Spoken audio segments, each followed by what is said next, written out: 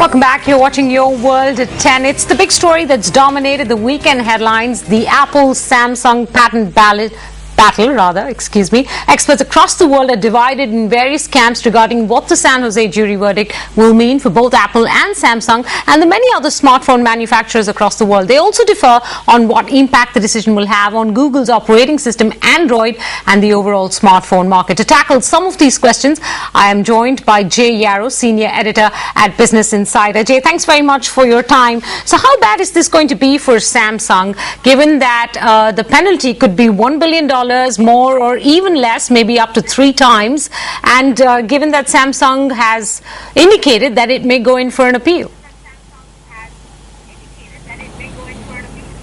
Right, so I'd say the number one thing everyone does is they focus on that $1 billion number and they look at that and it sort of jumps out at you, and then you hear it can be tripled because it was willful infringement, and so suddenly you start thinking about $3 billion. In the past, we've seen a lot of juries say we're going to award you $1 billion or however big number, and then it gets appealed and gets fought, and then that fine gets knocked down. So it's probably best not to hang up on that in terms of what the dollar amounts are going to be that are exchanged. And while that money is significant for Samsung, for Apple, it's really nothing. This is a company with $117 billion in cash in the bank just sitting there. So it doesn't need another billion. It doesn't need another $3 billion. What this is really big for Apple is sort of the symbolism of it. The idea that Steve Jobs, before he died, said, I'm going to go thermonuclear and fight Android. I believe it's a stolen product. And this is validation of what Steve Jobs said. He said this is a stolen product, and now you have a jury agreeing with him. You have a court siding with Apple saying this was a stolen product. And to anyone who looked at a Samsung phone next to an iPhone, it was pretty plain to see that there was some copying going on. So this is nice for Apple, a nice validation of what they believed. Well, Jay, I think one of the key things, and before I come to the question to you, one of the key things that has been reported in newspaper articles across the world over the course of the weekend is the potential impact that this judgment could have, depending on how the final case evolves, if there is an appeal and all of that, on innovation, on consumer choice. What are your thoughts on that? Because I know it's a patent battle, fairly technical, but I'm also keen to know what this will mean for the kind of choice of technologies that consumers can access, depending on how much further this goes.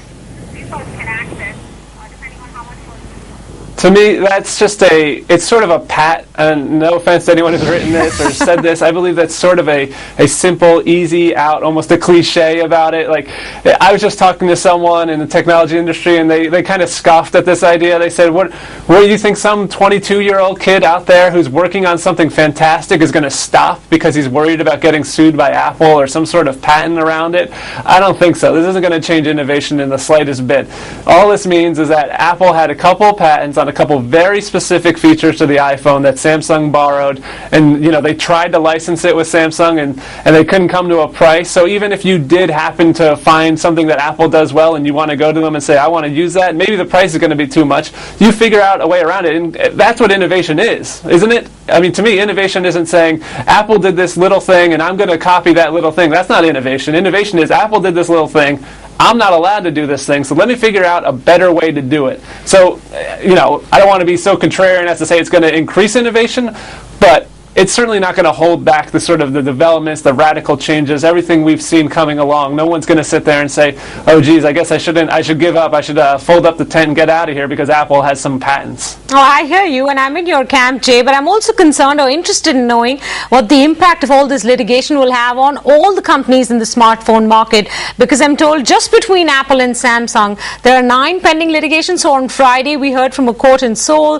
that Samsung won on Friday night, or in the middle of the day in the US. We heard that Apple won, and I'm told there are 7 other pending litigations in different countries in the world. This is going to be a busy, very, very busy few years when it comes to patent battles.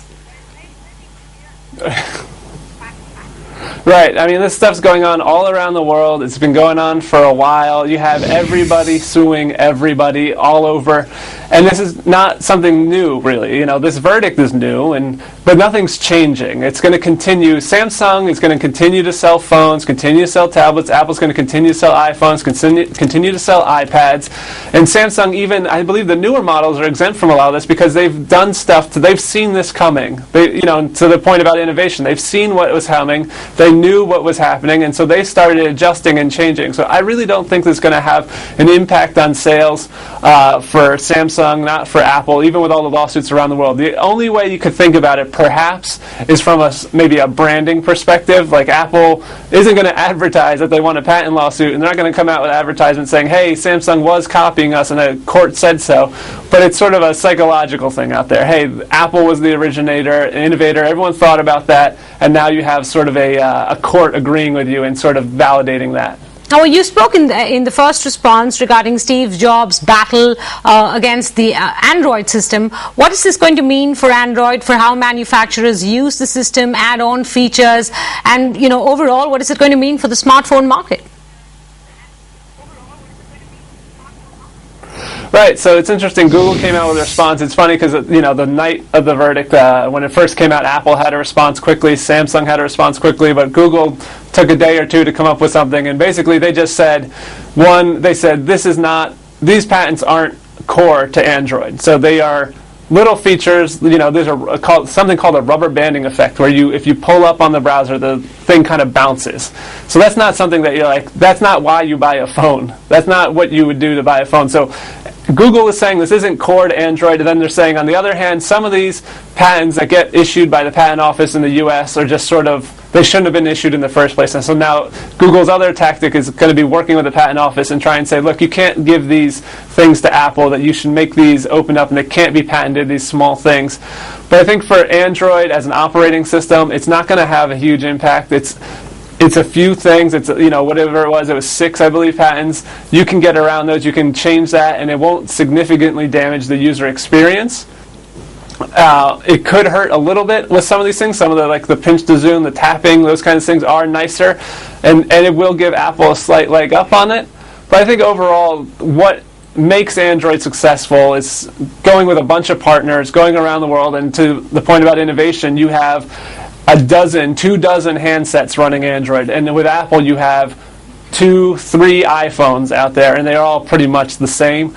So the Android model, it's open to a bunch of manufacturers, and those people will continue to make handsets that will compete with the iPhone. All right, so go out on a limb there, Jay. Tell me when you expect we will hear the last in this Apple versus Samsung battle, not just from San Jose, but from everywhere across the world. Or is this going to be the first of many conversations we have with you over the course of the next 5 years? Yeah, we're just going to have to get to know each other, I'm afraid. We're just going to have to become real good friends, because this is just going to happen for a very long time. I think that your viewers are just going to have to get to know me. We're going to be talking about this for basically forever. Well, it'll feel like forever. It'll be 3, 4 years. We'll probably hear like, oh, remember that thing, that $1 billion verdict? Yeah, well, they're finally actually wrapping that up. I think it's going to be a long time of all this. All right, Jay, it's been a charming first meeting. Thank you so much for joining us with your thoughts on this Apple-Samsung battle. That's Jay YAROW there, Senior Editor at Business Insider, taking you through the key aspects of this big patent fight. With that, we wrap up this edition of Your World at 10. Thanks very much for watching. Stay tuned. Coming up next is Markets Today.